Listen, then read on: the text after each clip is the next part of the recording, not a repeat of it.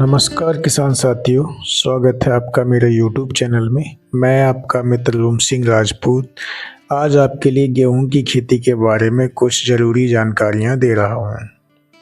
जैसा कि किसान साथियों आप लोग मेरे चैनल पर जुड़े रहते हैं और मेरी वीडियो को देखते हैं, आप लोग मुझको जानते हैं क्योंकि मैं आपके लिए खेती बाड़ी से जुड़ी जानकारियां देता रहता हूं और अपनी वीडियो के माध्यम से आपके लिए नई नई जानकारियां उपलब्ध कराता रहता हूं।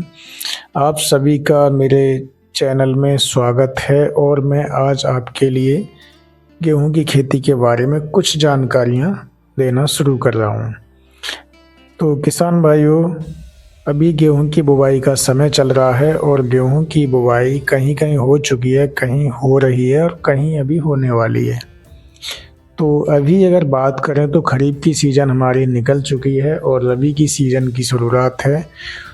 रबी की सीज़न की बहुत सारी सब्जियां और हमारी जो फसलें हैं वो सारी फसलें रबी की सीज़न की बोई जा रही हैं, जिसमें कि हमारी गेहूं की जो फसल है वो मुख्य फसल है।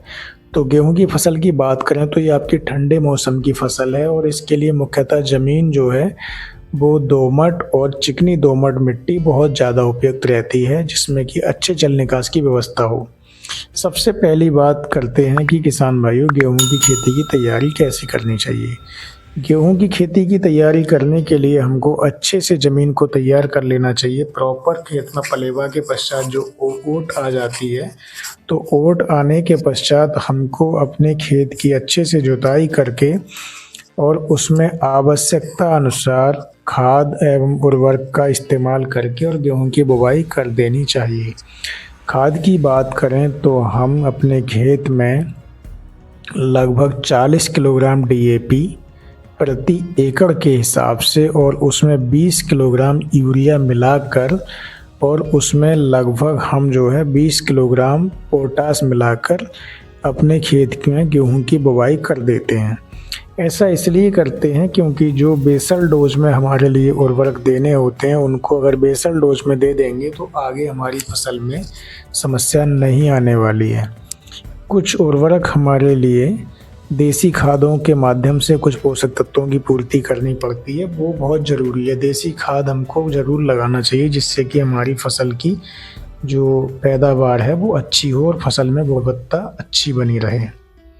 इसके बाद हम बुवाई की बात करें तो बुवाई मुख्यतः हमारे लिए गेहूं की जो बुवाई है उसको सीड ड्रिल से करना चाहिए या फिर हम हल्के पीछे गेहूं की बुवाई करें।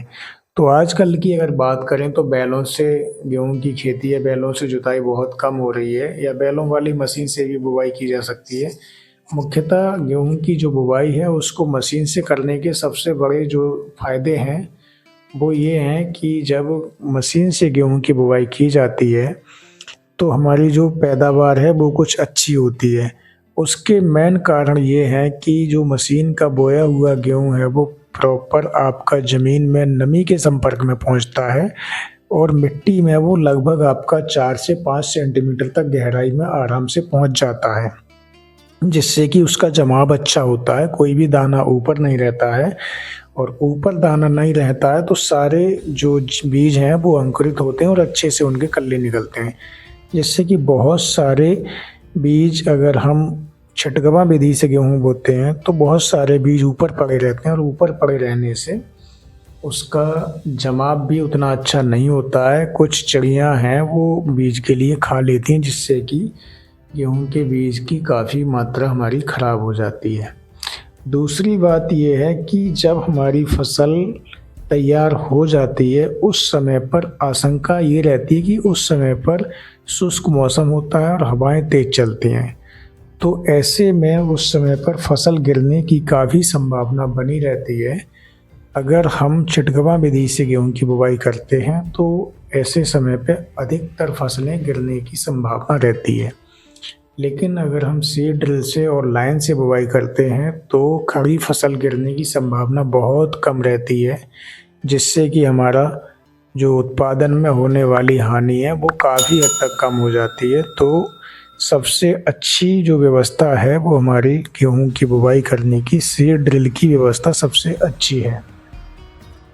प्रॉपर बुवाई करने के पश्चात में हमको पाटा लगा देना चाहिए। पाटा इसलिए भी लगाया जाता है कि कोई भी अगर हमारी बुवाई करने के पश्चात में अगर कुछ भी नालियाँ खाली या खुली रह जाती हैं तो वो एक प्रकार से समतल हो जाती है, जिससे कि प्रॉपर मिट्टी जो है एक सार हो जाती है, जिससे कि हमारा गेहूं का जो जमाव होता है वो अच्छा होता है। और दूसरी चीज़ ये है कि सिंचाई करने में भी काफ़ी फ़ायदा मिलता है। फिर किसान भाइयों बात करते हैं, जब हमारी फसल बो के तैयार हो जाती है तो जब फसल हमारी जब 21 दिन की हो जाए तो हमारे लिए पहली सिंचाई कर देना चाहिए।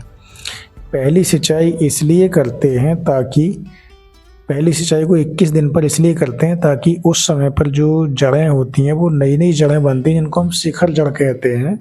वो जड़ें जब बनती हैं तो उस समय अगर सिंचाई हो जाती है तो अच्छे से जड़ें मिट्टी को पकड़ लेती हैं, जिससे कि पौधा मजबूत होता है और आगे चल के पौधे की जो ग्रोथ होती है वो बहुत अच्छी होती है, जिससे कि पौधे में कल्लों की संख्या बहुत ज़्यादा बनती है। और कल्लों की संख्या ज़्यादा बनती है तो उसमें उत्पादन भी अच्छा होता है। तो किसान भाइयों, इन चीज़ों का हमें विशेष ध्यान रखना है कि सिंचाइयाँ हमारे लिए हमेशा समय पर करनी चाहिए।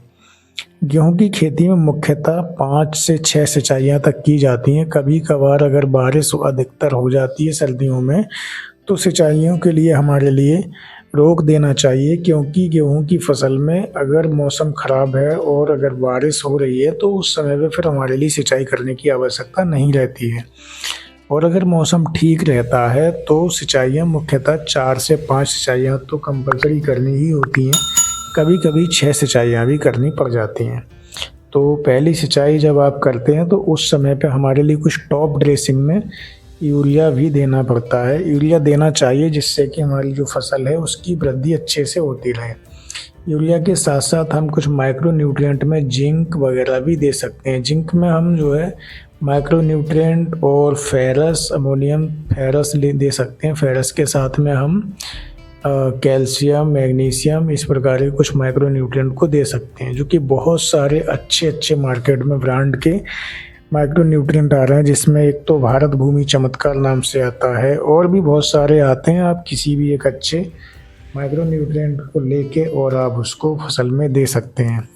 माइक्रो न्यूट्रिएंट आप यूरिया के साथ मिलाकर भी दे सकते हैं या फिर अलग से भी दे सकते हैं, लेकिन यूरिया देने का हमको ये हमेशा ध्यान रखना चाहिए कि सिंचाई के आसपास ही देना चाहिए, सिंचाई से ज़्यादा आगे पीछे ना देना चाहिए, जिससे कि खेत में प्रॉपर नमी होती है। तो उस समय पे अगर हम कोई भी फर्टिलाइज़र दे रहे हैं तो उसका उपयोग फसल के लिए पूरा हो जाता है। कोशिश करें कि फोलियर स्प्रे के रूप में उर्वरक देना चाहिए, क्योंकि फोलियर स्प्रे के रूप में अगर हम कोई भी उर्वरक देते हैं तो उसका बहुत अच्छे से फसल पर लाभ पड़ता है। जब फसल हमारी लगभग 30 से 35 दिन की हो जाती है तो उस समय पे हमारे लिए खरपतवार नियंत्रण करना पड़ता है। खरपतवार नियंत्रण करने के लिए हम हाथों से या खुरपी के माध्यम से भी खरपतवारों को निकाल सकते हैं, या फिर किसी रसायन के माध्यम से भी खरपतवारों को निकाल सकते हैं। रसायन के माध्यम से खरपतवारों को ख़त्म करने के लिए हमारे लिए सल्फ्यूरान 13% का जो पाउच आते हैं उनके लिए, उसके साथ में एक लिक्विड आता है, उसमें घोलकर हम उनका इस छिड़काव करने से हमारे लिए जो संकरी पत्ती वाली जितनी भी खरपतवार होते हैं उनके लिए ख़त्म किया जा सकता है। उसके साथ में मेट सल्फ्यूरान ले लें तो चौड़ी पत्ती के खरपतवार भी चले जाते हैं। चौड़ी पत्ती के खरपतवारों के लिए मुख्यतः 2,4-D का हम इस्तेमाल करते हैं, जिसमें कि आपका चिनोफोडियम एल्बम और कृष्णनील जैसी घासें होती हैं, उनके लिए 2,4-D का छिड़काव करके ख़त्म किया जा सकता है। तो किसान साथियों, इसके बाद में हम दूसरी सिंचाई की बात करें तो दूसरी सिंचाई हमारी जो है वो लगभग 40 से 45 दिन के पश्चात होती है, क्योंकि उस समय पे कल्ले बन रहे होते हैं और नए कल्ले बन रहे होते हैं, तो उस समय सिंचाई की बहुत आवश्यकता होती है। अगर मौसम नम होता है और बारिश हो जाती है तो नहीं करें, और अन्यथा दूसरी सिंचाई को 40 से 45 दिन पर करना चाहिए। और दूसरी सिंचाई के साथ भी हमारे लिए कुछ माइक्रो न्यूट्रिएंट और कुछ न्यूट्रिएंट देने चाहिए, जैसे कि हमारा यूरिया है, या फिर हमारा जो है कोई भी नैनो यूरिया का स्प्रे वगैरह कर सकते हैं, या फिर NPK लिक्विड में, या फिर जो आपकी स्प्रे फॉर्म में आती है पाउडर फॉर्म में, उसका स्प्रे करके भी हम अपनी फसल के लिए पोषक तत्व दे सकते हैं। माइक्रो न्यूट्रिएंट की बात करें तो हमारे जो जितने भी जिंक और बोरॉन, पहले मोलिब्डेनम, मैग्नीज वगैरह जितने भी पोषक तत्व हैं जो सूक्ष्म पोषक तत्व के नाम से जाने जाते हैं, उनका हम स्प्रे के रूप में ही उपयोग करें, जिससे कि फसल के लिए उनकी पूर्ण मात्रा मिल सके। क्योंकि अगर इन माइक्रो न्यूट्रिएंट को अगर हम ब्रॉडकास्टिंग में बिखेर के अगर इनका इस्तेमाल करेंगे तो कुछ हद तक इनका जो परसेंट है, कुछ हद तक इनका कंटेंट जो है वो वेस्ट चला जाता है, जिससे कि हमारी फसल के लिए बहुत फ़ायदा नहीं मिल पाता है। तो इन चीज़ों का हमें विशेष ध्यान रखना चाहिए। तो किसान भाइयों, ये मैंने आपके लिए कुछ जानकारियाँ जो कि गेहूं की फसल से संबंधित थीं, जिनको मैंने आपको वीडियो के माध्यम से दिया। धन्यवाद किसान साथियों।